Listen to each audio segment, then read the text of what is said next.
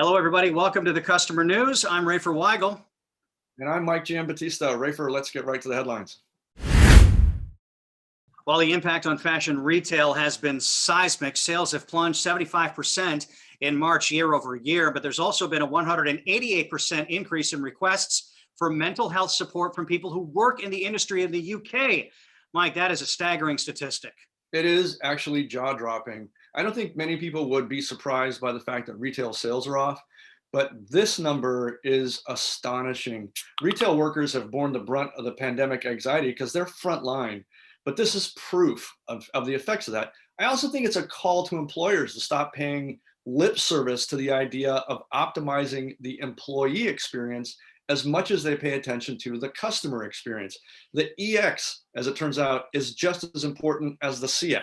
A new study shows that 86% of retailers that offer benefits to their customers, their loyalty customers, within the first week, say that those program members will shop once a week. Conversely, if they wait a whole month to offer a reward, that number drops to 63%. So, Mike, apparently investing in your customer quickly yields an ROI.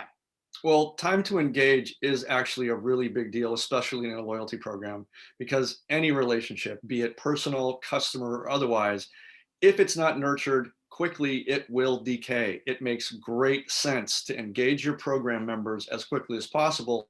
And now we have the data to prove it. Well, it seems most companies are embracing improving the customer experience. Apparently, they're looking in the wrong direction. A recent article came out saying that too many CX programs are launched based on what people inside the organization want or think they know, rather than the customer. Mike, do you agree with this?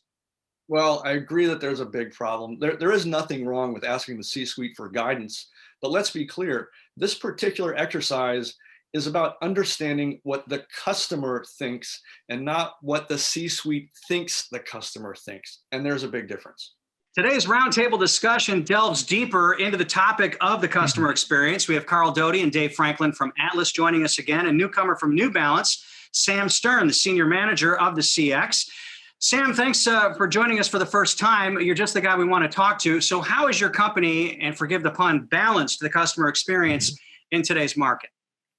Yeah, thanks for having me. So at NewBalance, we've really started to look at customer experience as a way for us to build a longer-term relationship with our customers, first and foremost, and in a way that connects who our brand is with what our customers expect from a brand that's talking about those attributes. So when we talk about ourselves, we're all about quality and fit. NewBalance has made its own shoes and its own factories for many, many years. We've offered shoes and widths for many years. And so quality and fit are two words we always associate with our customer experience and our products.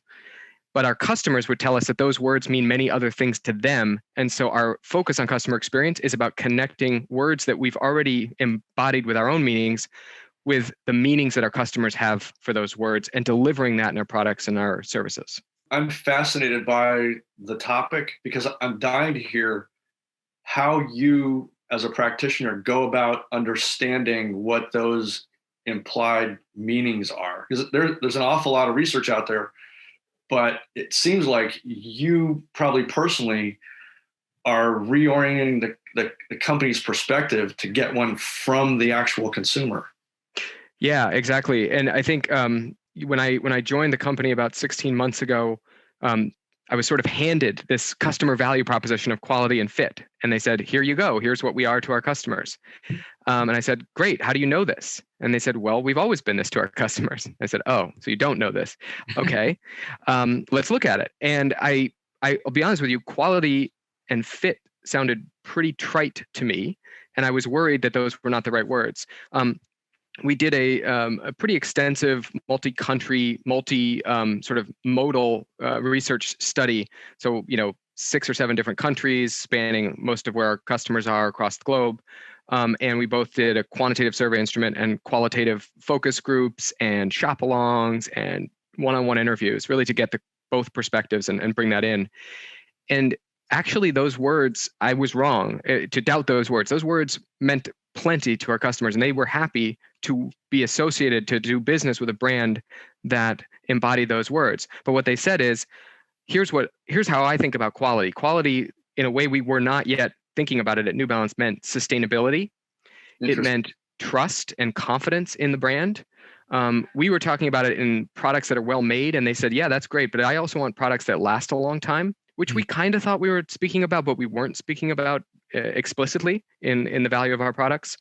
And then on the fit side, they said, sure, it's about comfort.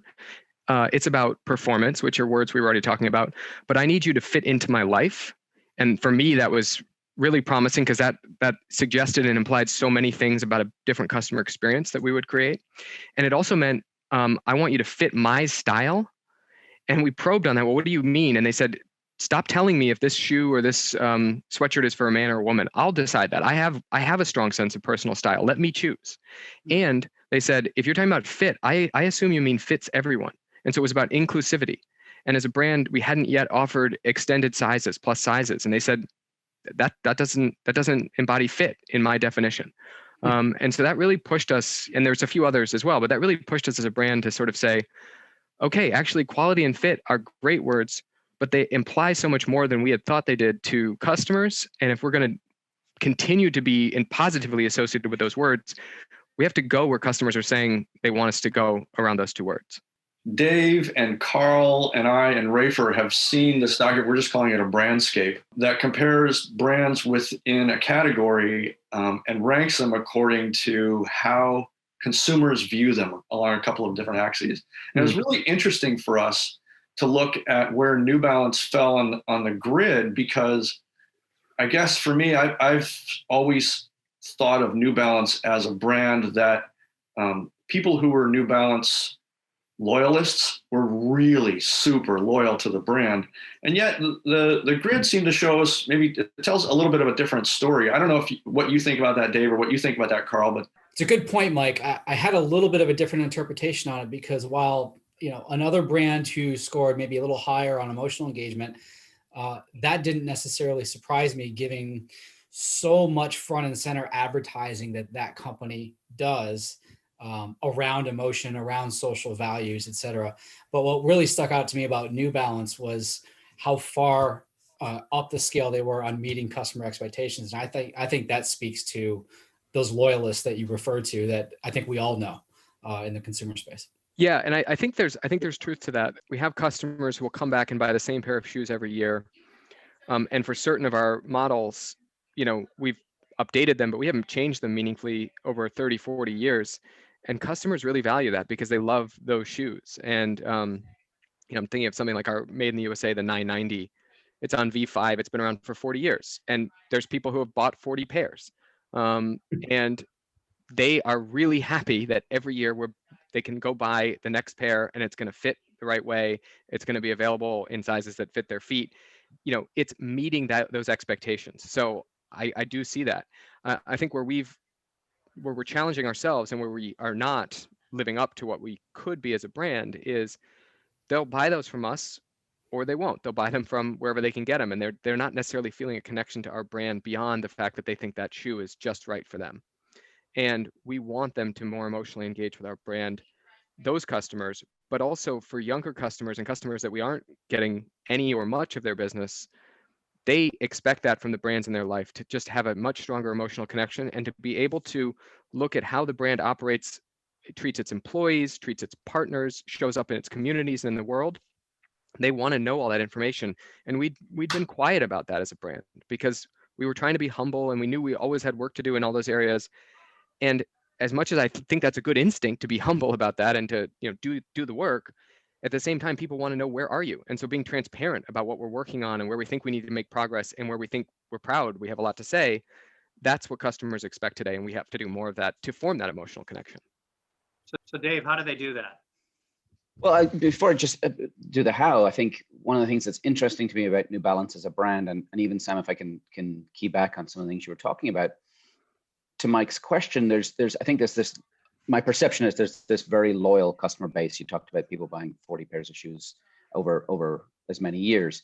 And yet there's a huge percentage of the population that don't buy New Balance, right? And Yep. have variety of perceptions. So did you, when you were doing your quality and fit analyses, did you include in that non-New Balance customers? And how did those terms resonate? Were they as important? I'm curious about the sort of, are these existing customer attributes, and that makes perfect sense to me. And yet there's a whole bunch of other things that I might want as a shoe or other, sports apparel buyer. And I don't think of New Balance because it fits the quality, it meets the quality and fit need, but not whatever other needs I might have. I'm just curious.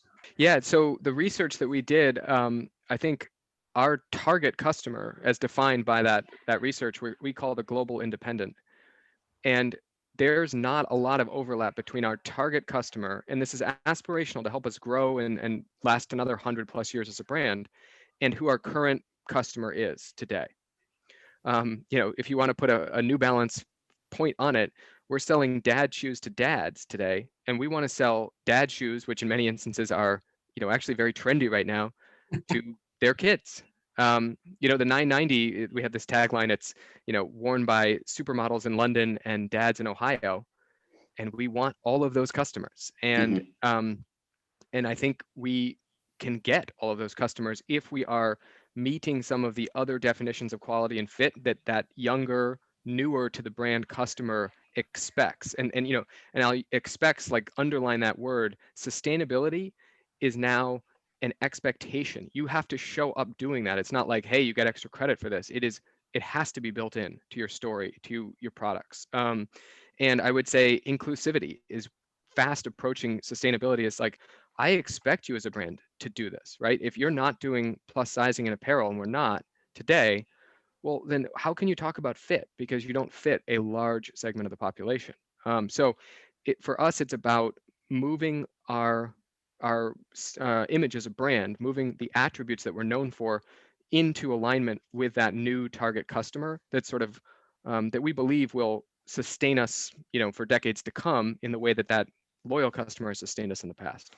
So who leads that charge internally, right? So even the idea of hiring a CX person, that's a huge decision. And then you're talking about reorienting the business around some of these aspects, right? So who's involved in that? I'm sure it's not just, hey, we hired Sam, great, off we go, we're done. And I recognize it's a process, right? And obviously this is a lot of what Carl and I help companies do. Talk us through a little bit of how that works internally, and who you have to engage with, and how you start to move that tanker. I was hired into what we call our global marketing team.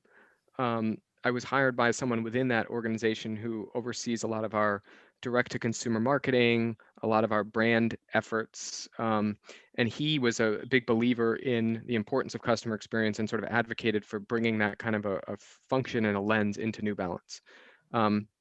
His executive sponsor for that hire is our SVP of direct-to-consumer, which was also a relatively newly created position to help us. And again, I think those two go hand in hand. We want to sell more of our product directly to our customers through our retail stores and on our website. And to do that, you could buy our products from some of the best customer experience companies on the planet, right? Amazon, Zappos, Nordstrom, and many other companies of that caliber and customer experience sell our products. Why would you buy them from New Balance unless we have a really good customer experience? Is, to me, sort of the simple math, simple equation of this. And then what I hadn't anticipated when I got there, I was thinking in sort of traditional customer experience terms, listening to customers, measuring the experience, building out a customer vision, which is our customer value proposition. But the value proposition exposed that I needed to go into every part of the organization. And some doors are wide open and I walk right in, and others I'm knocking, and others I'm banging because no one is answering it for me. So there's varying degrees of receptivity in working with me, which is, I think, true at any organization. But I need to go into all these parts of the organization and say, hey, here's how we're going to deliver sustainability. There's a product story to this. There's an experience story. There's a company level story about, trying to get to carbon neutral and carbon negative in our supply chain that would be, more environmentally sustainable. It's a materials story, and we want to surface that for customers. And those are different teams. And I need to go have those conversations and work with them and be a partner to them to bring the sort of customer insight plus translation of that to what an experience or product experience needs to be to make that a reality. This is so refreshing to hear, because I think so many brands still think of CX as, we need better website usability, or we need better messaging in our marketing and advertising. But what you're talking about transcends the entire organization. You're talking about going back to product development. You're talking about going back to supply chain. I think I don't know if that was like an aha moment for New Balance after you arrived and after the research, but I think a lot of brands are still missing that, regardless of what category they happen to play in.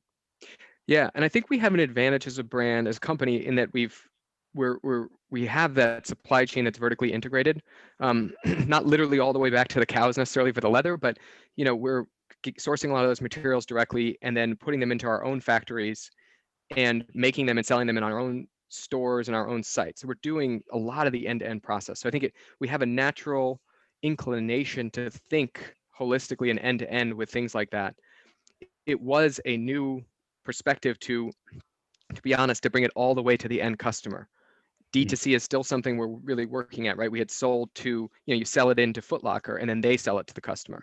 And now it's us selling it directly, as well as still partnering with companies like Foot Locker. It was eye-opening for me, Carl and Dave, to be frank, because I had been so steeped in traditional customer experience topics and areas of focus that the opportunity to go work on so many products and service experiences inside of a company, I wouldn't have imagined I could knock on this many doors when I got in the company, but it was natural for them to think that I should. And Sam, there's been receptivity because, Mike and I talk a lot about how a lot of customer experience change is usually coming from within the C-suite rather than listening to the customer. Have you found that your experience at New Balance, they've been receptive to some of the ideas, or is that a far too general question for me to ask? I would say they're very receptive to the ideas. There's still obviously a natural tension when we get down to, and now I need you all to work in a different way. They're like, okay, you could say that. You're the one who's new to the organization, not me. And honestly, I've studied the culture of organizations and how to make it more customer centric for years, and the way that a culture of an organization resists change in times of need to be strong is a strength, right? The slow moving of culture, it holds on to things that are important to an organization when everything else is shifting around it. But when you need it to go fast, it's hard for it to go fast. And so I am running into some of that, but to me, that's natural. And to me, that's part of the friction of customer experience transformation is when you're asking people to do their jobs differently and what you're asking them to do is not core to their jobs. That's a big lift from a behavior change perspective at the human level. One of our other colleagues who couldn't be on this call, on this conversation, Tim Myers, makes a strong point about what you're talking about, but has to do with how do we incentivize the people responsible for operating differently? Because so many of these people are either paid based on old metrics, or whatever incentive matrices are set up for them are based on old thought patterns. And he makes it, I think, in fact, spend 10 minutes on the phone with Tim and he'll tell you there's nothing like a big fat carrot at the end of a healthy stick to change people's behavior. But have you found that incentive structures needed to be changed, or is this simply a function of nudging culture? Yeah, no, I haven't seen incentives that need to change. So that hasn't been, to me, the issue. It's more been that we're building up, frankly, new muscle memory, new practices. I mentioned before that it's not a long accepted thing of selling all the way through to the end customer. And so that's, orienting all the way out to that point of what not does the buyer at Foot Locker want, but what is, just an individual customer on the street want. That's a big change. And I think, if you're looking at it from if I deliver to the buyer at Foot Locker what they need, that's tens of thousands of pairs of shoes. Or if I nail it for that one end customer, that's one pair of shoes. That feels more daunting, right? To have to sort of start to tailor it to all those individuals. Now we've been trying to make the case about how much there's consistent similarities across many of those end customers, and I think that helps. So to me, it's about building up the muscle memory. It's about making them confident that it might take longer to stop and wait for the customer insights and to do that kind of careful study and analysis and reflect on what it means about how we'll have to work differently. But taking that time to do it that way means that we're much more likely to get it right when we deliver new products and we deliver new services. And that is refreshing in an organization we've been around as long as we have. We've had plenty of products where it's like, oh, I wish we could get that one back. So the idea of getting more of them right or getting more of them really right is certainly appealing to people internally. Well, Sam, it's been a very enlightening conversation. We're grateful to have you, and Carl and Dave, also grateful to have you guys come back anytime.